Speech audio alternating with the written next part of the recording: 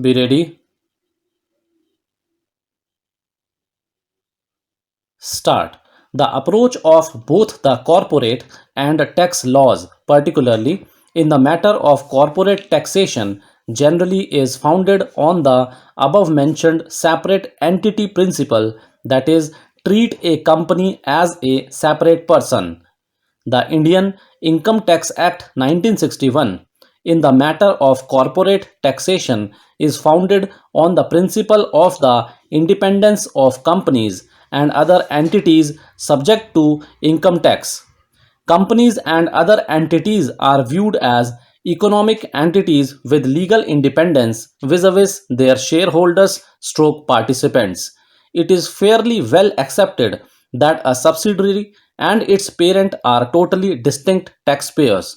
Consequently, the entities subject to income tax are taxed on profits derived by them on stand-alone basis, irrespective of their actual degree of economic independence and regardless of whether profits are reserved or distributed to the shareholders stroke participants. Furthermore, shareholders participants that are subject to personal or corporate income tax are generally taxed on profits derived in consideration of their shareholding stroke participations such as capital gains.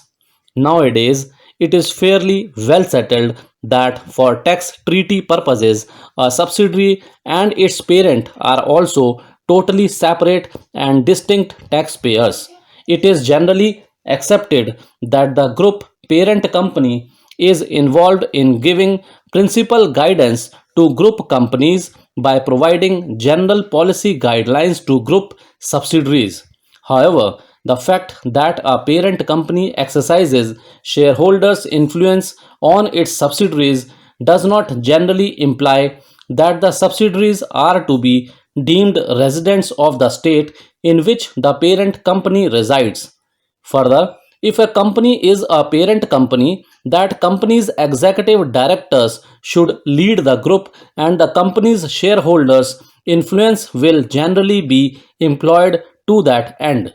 This obviously implies a restriction on the autonomy of the subsidiaries' executive directors. Such a restriction, which is the inevitable consequences of any group structure, is generally accepted both in corporate and tax laws.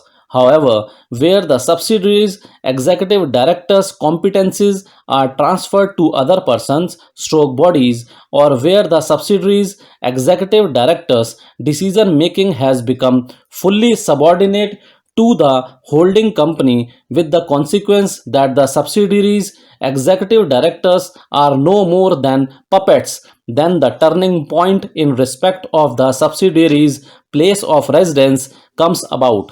Similarly, if an actual controlling non-resident enterprise (NRE) makes an indirect transfer through abuse of organization form stroke legal form and without reasonable business purpose, which results in tax avoidance or avoidance of withholding tax, then the revenue may disregard the form of the arrangement or the impugned action through use of non-resident holding company recharacterize the equity transfer according to its economic substance and impose the tax on the actual controlling non-resident enterprise.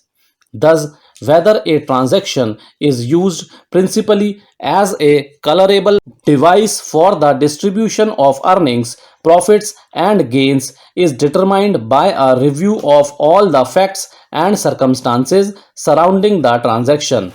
It is in the above cases that the principle of lifting the corporate veil or the doctrine of substance over form or the concept of beneficial ownership or the concept of alter ego arises. There are many circumstances apart from the one given above where separate existence of different companies that are part of the same group will be totally or partly ignored as a device or a conduit in the pejorative sense.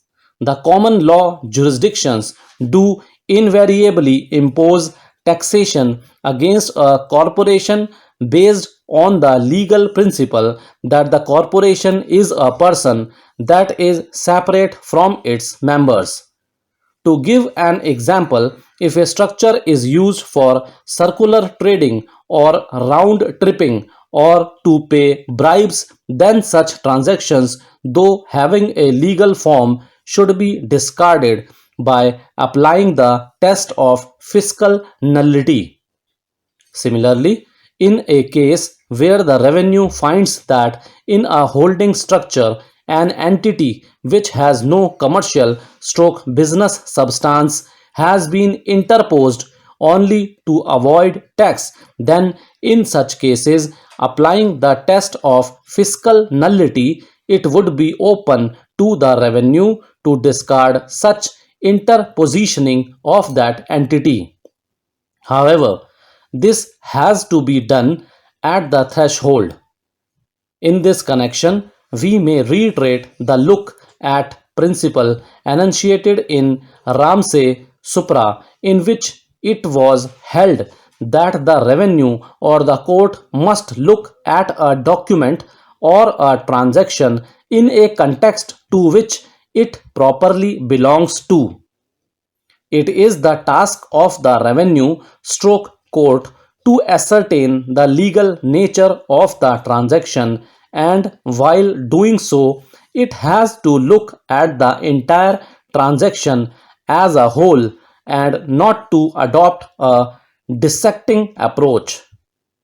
The revenue cannot start with the question as to whether the impugned transaction is a tax deferment stroke saving device, but that it should apply the look at test to ascertain its true legal nature.